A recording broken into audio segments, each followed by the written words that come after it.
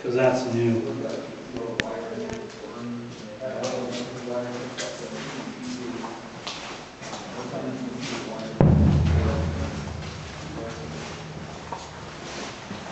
Through the concrete, there's all these manholes, like the one right here, and don't fall in, because actually just go down a ways. And this is where they had all of the utilities were through these pipes and cables. And that way they could always rewire stuff if they needed to. But this section in here was kept at a higher pressure than the rest, because this is where the targeting is, and then the rest of it was not. Yes. Can you use the light? That's the generator room. Behind is the water room. And all the lumber is now outside.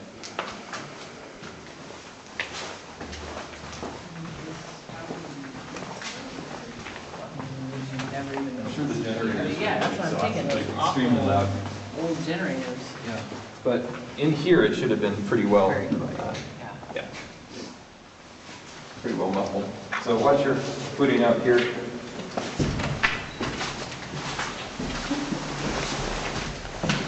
There's actually a pretty good hole in the floor here, so careful. Yeah. This is the front door. Yeah, right there. 144 feet from one side to the other. And it's a mirror image. Don't take pictures of the graffiti. No, we're going to skip Take that. it off. Yeah, we'll skip that. There's some other good ones too. Another one here. Actually, lots of This is one of the powder drills. The gun powder. This is all for gun number 2, which is the gun over there.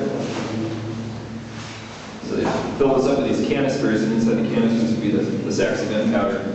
And it was a breech loading gun, which meant you had to open the breech at the back and put the shell in, ram it into the rear of the barrel, and you put the amount of powder behind it that you needed to put inside the gun. Close the breech, aim it, fire it, and a good crew could get 4 rounds off in a minute, which means they had to go through that whole process. So they'd target the gun, and that was all done electrically with the hydraulics, and then open the breech, put the shell in, put the powder in, close the breech, fire the gun, put a blast of compressed air through to get the residue out, and then repeat.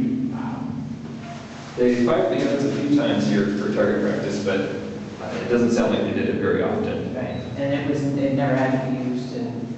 Never had to be used in conflict. Although after the bombing at Dutch Harbor and the occupation of the Aleutian Islands there for a little bit, Sitka was kind of the front lines. The guys in some of the outlying installations left their shore positions in their nice comfy barracks and lived on sea rations up in the hills, and looked down and see their bread getting stale on the kitchen table. Oh, wow. One guy came to town and talked about that about 3 different times. It just stuck with him how nerve-wracking it was for a little while. But this installation wasn't here until 1943, when they actually were able to build it at the beginning of 1943. And before that, they had World War I French artillery pieces, 155 millimeter GPF guns is the type. And they were adapted to fit on this concrete emplacement that would lessen the recoil and allow it to basically double the range and the accuracy. So they had 4 of those on this island beginning in 1941. They got in my parents' boats. Oh my gosh. I was thinking it had to go about this. It's amazing. Yeah. The expenditure, I think, total something like $200 million in today's dollars. Today's okay. For the entire building. That's not this. Causeway was over $2 million. I forget what the medical was. So this is where the shells were kept in these smaller things. Yep. The high explosive rounds separated and the horn piercing at the back. This is the air compressor room. See where the big tanks were in the air compressor itself.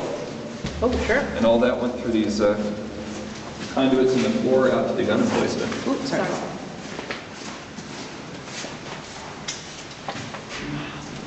Matt, were you out here for the exercise?